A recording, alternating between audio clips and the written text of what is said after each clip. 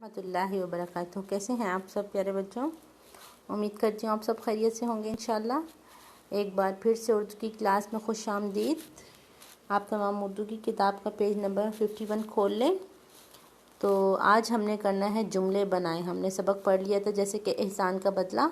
आज हमने उसके अल्फाज के जुमले बनाने हैं। यहाँ कुछ अल्फाज दिए हुए हैं जैसे कि भूख, करीब, काम, वक्त, बदला और शुक्रिया।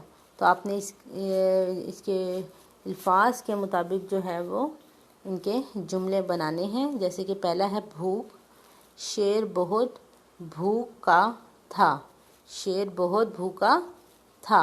आप कुछ भी बना सकती हैं जो आपको आसान लगता है कि मुझे भूख लगी है। फिर है बेटा अगला करीब।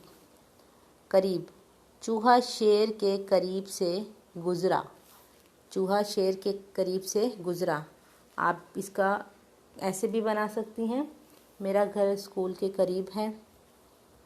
काम, मैं मेहनत से काम करती हूँ। मैं मेहनत से काम करती हूँ, या हमें काम मेहनत से करना चाहिए या हमें काम वक्त पर करना चाहिए। फिर है वक्त।